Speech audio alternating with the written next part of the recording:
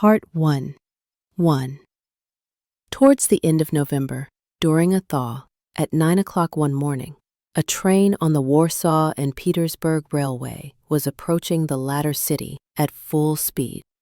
The morning was so damp and misty that it was only with great difficulty that the day succeeded in breaking, and it was impossible to distinguish anything more than a few yards away from the carriage windows.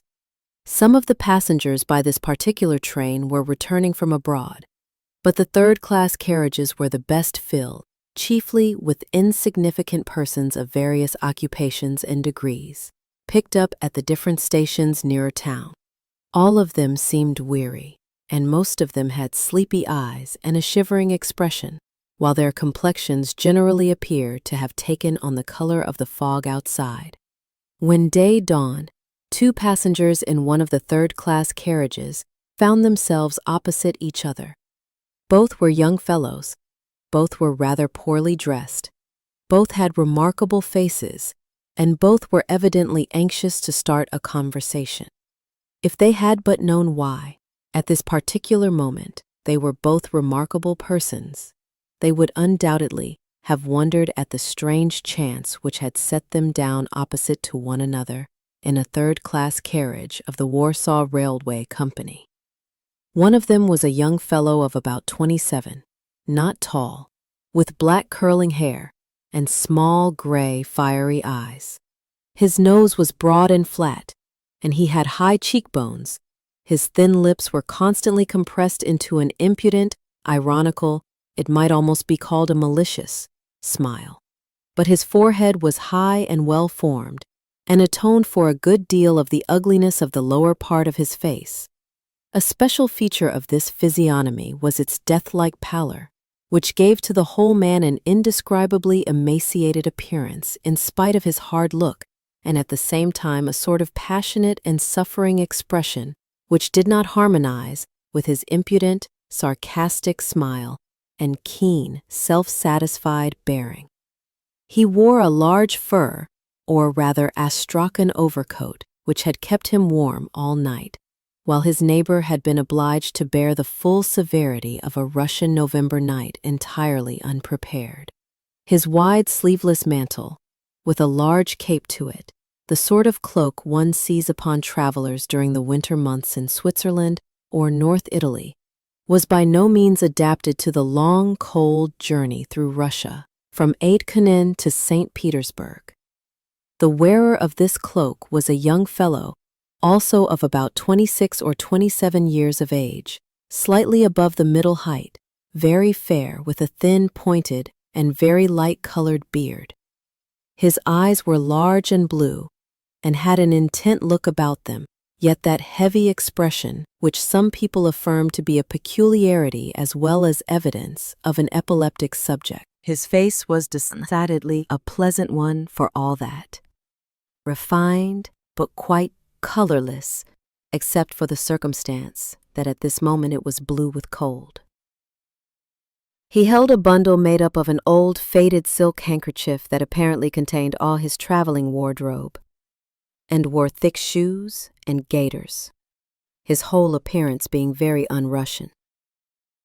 His black-haired neighbor inspected these peculiarities, having nothing better to do, and at length remarked, with that rude enjoyment of the discomforts of others which the common classes so often show, "Cold?" "Very," said his neighbor readily. "And this is a thaw, too. Fancy if it had been a hard frost. I never thought it would be so cold in the old country. I've grown quite out of the way of it." "What, been abroad, I suppose?" "Yes. Straight from Switzerland." "Whew! My goodness!" The black-haired young fellow whistled and then laughed. The conversation proceeded. The readiness of the fair-haired young man in the cloak to answer all his opposite neighbor's questions was surprising. He seemed to have no suspicion of any impertinence or inappropriateness in the fact of such questions being put to him. Replying to them, he made known to the inquirer that he certainly had been long absent from Russia, more than 4 years, that he had been sent abroad for his health, that he had suffered from some strange nervous malady, a kind of epilepsy with convulsive spasms. His interlocutor burst out laughing several times at his answers, and more than ever, when to the question whether he had been cured, the patient replied, "No, they did not cure me." "Hey, that's it! You stumped up your money for nothing! And we believe in those fellows here," remarked the black-haired individual sarcastically. "Gospel truth, sir, gospel truth," exclaimed another passenger, a shabbily dressed man of about 40 who looked like a clerk and possessed a red nose and a very blotchy face. "Gospel truth. All they do is to get hold of our good Russian money, free, gratis, and for nothing." "Oh, but you're quite wrong in my particular instance," said the Swiss patient quietly. "Of course I can't argue the matter, because I know only my own case. But my doctor gave me money, and he had very little, to pay my journey back, besides having kept me at his own expense while there for nearly 2 years." "Why, was there no one else to pay for you?" asked the black-haired one. "No, Mr. Pavlichev, who had been supporting me there, died a couple of years ago. I wrote to Mrs. General Epanchin at the time. She is a distant relative of mine, but she did not answer." "I bet anything it is," exclaimed the red-nosed passenger with extreme satisfaction, "and that he has precious little in the luggage van, though of course poverty is no crime, we must remember that." It appeared that it was indeed as they had surmised. The young fellow hastened to admit the fact with wonderful readiness. "Your bundle has some importance, however," continued the clerk, when they had laughed their fill. It was observable that the subject of their mirth joined in the laughter when he saw them laughing. "For though I dare say it is not stuffed full of Friedrichs d'Or and Louis d'Or, judge from your costume and gaiters, still, if you can add to your possessions such a valuable property as a relation like Mrs. General Epanchin, then your bundle becomes a significant object at once. That is, of course, if you really are a relative of Mrs. Epanchin's, and have not made a little error through, well, absence of mind, which is very common to human beings, or, say, through a too luxuriant fancy." "Oh, you are right again," said the fair-haired traveler, "for I really am almost wrong when I say she and I are related. She is hardly a relation at all, so little, in fact, that I was not in the least surprised to have no answer to my letter. I expected as much." You spent your postage for nothing then." You are candid, however, and that is commendable." Mrs. Epanchin? Oh yes, a most eminent person. I know her. As for Mr. Pavlichev, who supported you in Switzerland, I know him too. At least, if it was Nikolai Andreevich of that name. A fine fellow he was, and had a property of 4,000 souls in his day." "Yes, Nikolai Andreevich, that was his name." And the young fellow looked earnestly and with curiosity at the all-knowing gentleman with the red nose. This sort of character is met with pretty frequently in a certain class. They are people who know everyone. That is, they know where a man is employed, what his salary is, whom he knows, whom he married, what money his wife had, who are his cousins, and second cousins, etc. These men generally have about £100 a year to live on, and they spend their whole time and talents in the amassing of this style of knowledge, which they reduce or raise to the standard of a science. During the latter part of the conversation, the black-haired young man had become very impatient. He stared out of the window and fidgeted, and evidently longed for the end of the journey. He was very absent. He would appear to listen and heard nothing, and he would laugh of a sudden, evidently with no idea of what he was laughing about. "Excuse me," said the red-nosed man to the young fellow with the bundle, rather suddenly. "Whom have I the honor to be talking to?" Prince Lev Nikolaevich Mushkin, replied the latter, with perfect readiness. At least, the name, I admit, is historical. Karamsin must mention the family name, of course, in his history, but as an individual, one never hears of any Prince Mushkin nowadays. Of course not, replied the prince. There are none, except myself. I believe I am the last and only one. As to my forefathers, they have always been a poor lot. My own father was a sub-lieutenant in the army. I don't know how Mrs. Eppenshin comes into the Mushkin family, but she is descended from the Princess Mushkin, and she, too, is the last of her line. And did you learn science and all that with your professor over there? Asked the black-haired passenger. Oh yes, I did learn a little, but I've never learned anything whatever, said the other. Oh, but I learned very little, you know, added the prince, as though excusing himself. They could not teach me very much on account of my illness. Do you know the Rogojins? Asked his questioner abruptly. No, I don't. Not at all. I hardly know anyone in Russia. Why? Is that your name? Yes, I am Rogojin. Parfen Rogojin. Parfen Rogojin? Dear me, then don't you belong to those very Rogojins, perhaps? Began the clerk, with a very perceptible increase of civility in his tone. Yes, those very ones, interrupted Rogojin, impatiently and with scant courtesy. I may remark that he had not once taken any notice of the blotchy-faced passenger and had hitherto addressed all his remarks direct to the prince. Dear me, is it possible? Observed the clerk, while his face assumed an expression of great deference and servility, if not of absolute alarm. What? A son of that very Seaman Rogojin, hereditary honorable citizen, who died a month or so ago and left 2.5 million of rubles? And how do you know that he left 2.5 million of rubles? Asked Rogojin disdainfully, and not deigning so much as to look at the other. However, it's true enough that my father died a month ago, and that here am I returning from Pskov a month after with hardly a boot to my foot. They've treated me like a dog. I've been ill of fever at Pskov the whole time, and not a line nor farthing of money have I received from my mother or my confounded brother. And now you'll have 1 million rubles at least. Goodness gracious me, exclaimed the clerk, rubbing his hands. 5 weeks since, I was just like yourself, continued Rogojin, addressing the prince, with nothing but a bundle and the clothes I wore. I ran away from my father and came to Pskov to my aunt's house, where I caved in at once with fever, and he went and died while I was away. All honor to my respected father's memory, but he uncommonly nearly killed me. All the same, give you my word, prince, if I hadn't cut and run then, when I did, he'd have murdered me like a dog.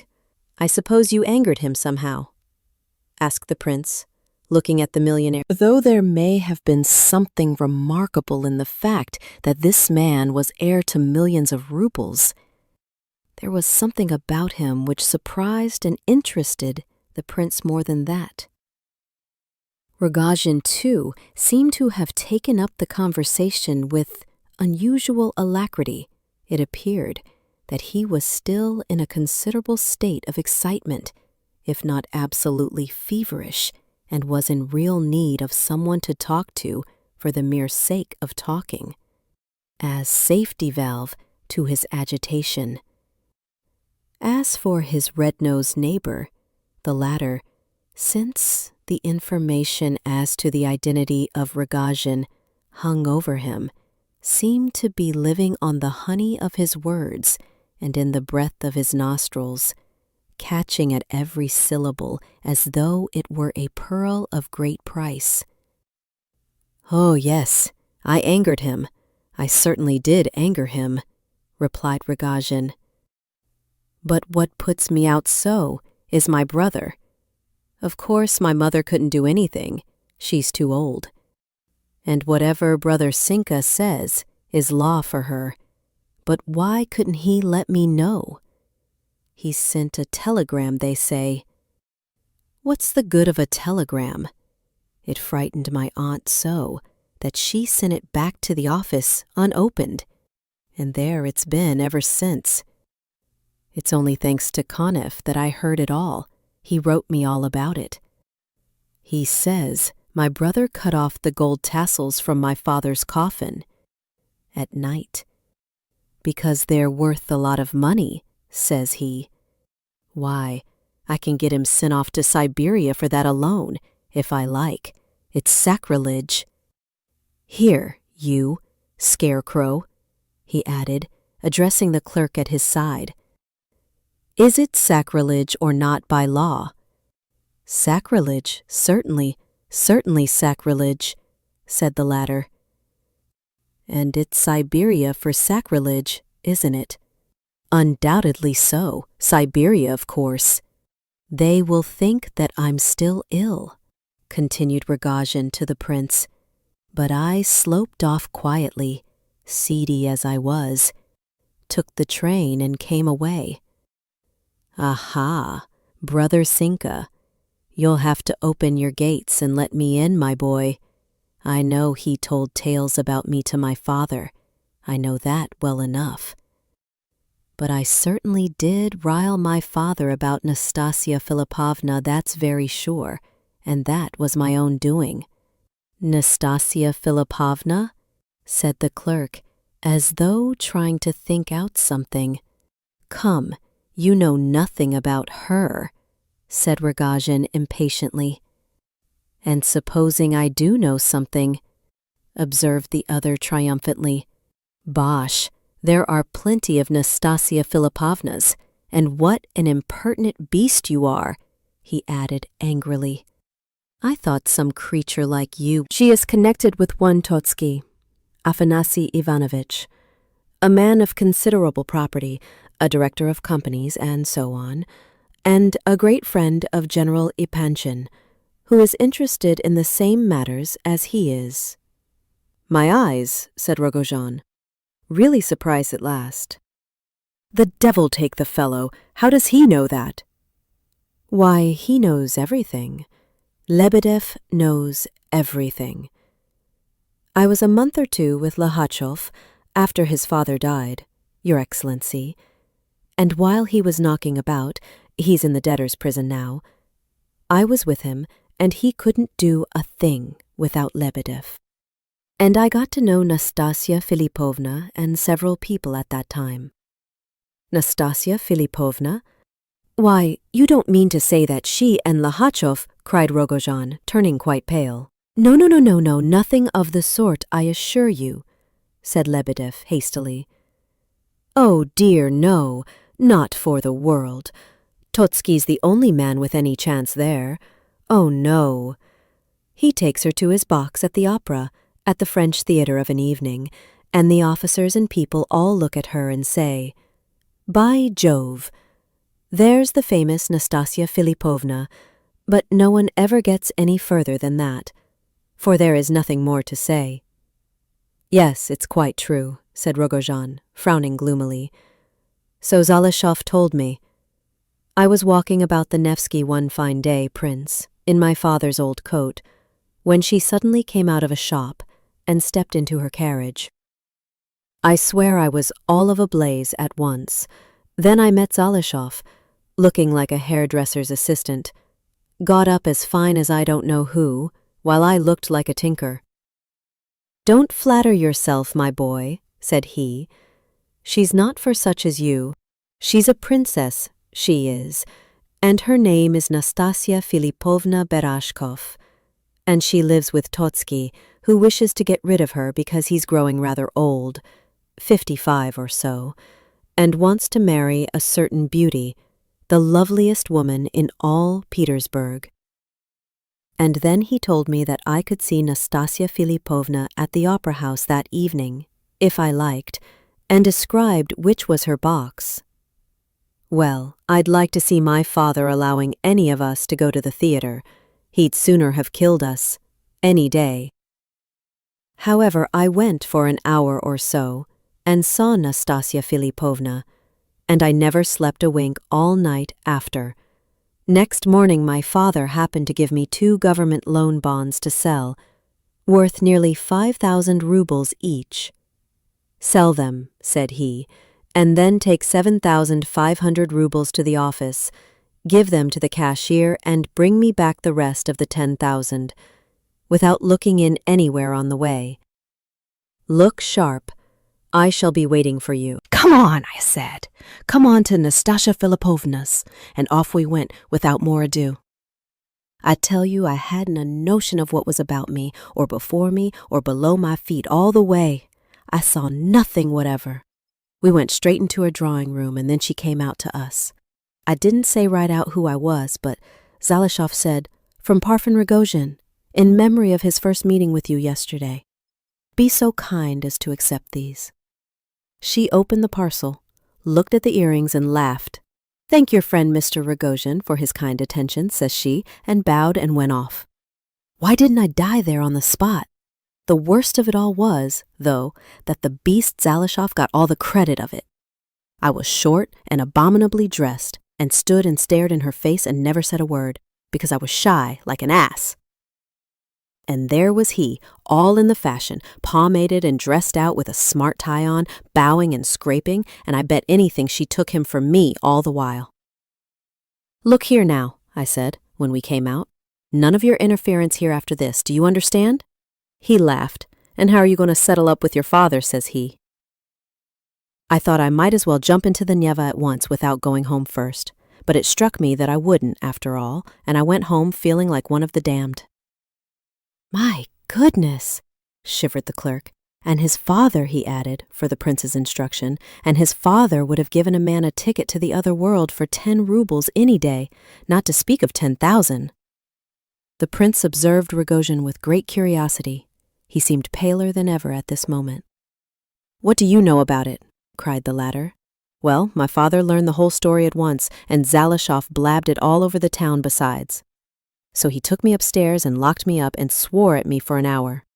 'This is only a foretaste,' says he.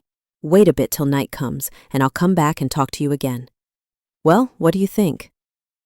The old fellow went straight off to Nastasia Filipovna, touched the floor with his forehead, and began blubbering and beseeching her on his knees to give him back the diamonds. So after a while she brought the box and flew out at him. 'There,' she says, 'take your earrings, you wretched old miser, although they are 10 times dearer than their value to me now that I know what it must have cost Parfen to get them. Give Parfen my compliments,' she says, 'and thank him very much.' Well, I meanwhile had borrowed 25 rubles from a friend, and off I went to Pskov, to my aunt's. The old woman there lectured me so that I left the house and went on a drinking tour around the public houses of the place. I was in a high fever when I got to Pskov, and by nightfall I was lying delirious in the streets somewhere or other." "Oho! We'll make Nastasia Filipovna sing another song now," giggled Lebedev, rubbing his hands with glee. "Hey, my boy, we'll get her some proper earrings now. We'll get her such earrings that—" "Look here," cried Rogozhin, seizing him fiercely by the arm. "Look here, if you so much as name Nastasia Filipovna again, I'll tan your hide as sure as you sit there." "Aha! Do, by all means. If you tan my hide, you won't turn me away from your society. You'll bind me to you with your lash forever. Ha ha! Here we are at the station, though." Sure enough, the train was just steaming in as he spoke. Though Rogozhin had declared that he left Pskov secretly, a large collection of friends had assembled to greet him, and did so with profuse waving of hats and shouting. "Why, there's Zalesov here, too!" he muttered, gazing at the scene with a sort of triumphant but unpleasant smile. Then he suddenly turned to the prince. "Prince, I don't know why I have taken a fancy to you, perhaps because I met you just when I did. But no, it can't be that, for I met this fellow," nodding at Lebedev, "too, and I have not taken a fancy to him by any means. Come to see me, Prince. We'll take off those gaiters of yours and dress you up in a smart fur coat, the best we can buy. You shall have a dress coat, best quality, white waistcoat, anything you like, and your pocket shall be full of money. Come, and you shall go with me to Nastasia Filipovna's. Now then, will you come or no?" "Accept, accept, Prince Lev Nikolaevich," said Lebedev solemnly. "Don't let it slip. Accept, quick." Prince Myushkin rose and stretched out his hand courteously, while he replied with some cordiality, "I will come with the greatest pleasure, and thank you very much for taking a fancy to me. I dare say I may even come today if I have time, for I tell you frankly that I like you very much too. I liked you especially when you told us about the diamond earrings, but I liked you before that as well, though you have such a dark, clouded sort of face. Thanks very much for the offer of clothes and a fur coat. I certainly shall require both clothes and coat very soon. As for money, I have hardly a kopeck about me at this moment. You shall have lots of money. By the evening I shall have plenty, so come along. That's true enough, he'll have lots before evening, put in Lebedev. But look here, are you a great hand with the ladies? Let's know that first, asked Rogojin. Oh no, said the prince. I couldn't, you know, my illness. I hardly ever saw a soul. Well, here, you fellow, you can come along with me now if you like, cried Rogojin to Lebedev, and so they all left the carriage. Lebedev had his desire. He went off with the noisy group of Rogojin's friends towards the Voznesensky, while the prince's route lay towards the Litanaya. It was damp and wet. The prince asked his way of passers-by, and finding that besides this large residence, 5/6 of which was let in flats and lodgings, the general was owner of another enormous house in the Sadovaya, bringing in even more rent than the first. Besides these houses, he had a delightful little estate just out of town, and some sort of factory in another part of the city. General Epanchin, as everyone knew, had a good deal to do with certain government monopolies. He was also a voice, and an important one, in many rich public companies of various descriptions. In fact, he enjoyed the reputation of being a well-to-do man of busy habits, many ties, and affluent means. He had made himself indispensable in several quarters, amongst others in his department of the government, and yet it was a known fact that Fyodor Ivanovich Epanchin was a man of no education whatever and had absolutely risen from the ranks. This last fact could of course reflect nothing but credit upon the general, and yet, though unquestionably a sagacious man, he had his own little weaknesses, very excusable ones, one of which was a dislike to any allusion to the above circumstance. He was undoubtedly clever. For instance, he made a point of never asserting himself when he would gain more by keeping in the background, and in consequence many exalted personages valued him principally for his humility and simplicity, and because he knew his place. And yet, if these good people could only have had a peep into the mind of this excellent fellow, who knew his place so well. The fact is that, in spite of his knowledge of the world and his really remarkable abilities, he always liked to appear to be carrying out other people's ideas rather than his own. And also, his luck seldom failed him, even at cards for which he had a passion that he did not attempt to conceal. He played for high stakes and moved altogether in very varied society. As to age, General Epanchin was in the very prime of life, that is, about 55 years of age, the flowering time of existence, when real enjoyment of life begins. His healthy appearance, good color, sound, though discolored teeth, sturdy figure, preoccupied air during business hours, and jolly good humor during his game at cards in the evening, all bore witness to his success in life, and combined to make existence a bed of roses to his excellency. The general was lord of a flourishing family consisting of his wife and 3 grown-up daughters. He had married young, while still a lieutenant, his wife being a girl of about his own age, who possessed neither beauty nor education, and who brought him no more than 50 souls of landed property, which little estate served, however, as a nest egg for far more important accumulations. The general never regretted his early marriage or regarded it as a foolish youthful escapade, and he so respected and feared his wife that he was very near loving her. Miss Epanchin came of the princely stock of Mushkin, which, if not a brilliant, was, at all events, a decidedly ancient family, and she was extremely proud of her descent. With a few exceptions, the worthy couple had lived through their long union very happily. While still young, the wife had been able to make important friends among the aristocracy, partly by virtue of her family descent, and partly by her own exertions.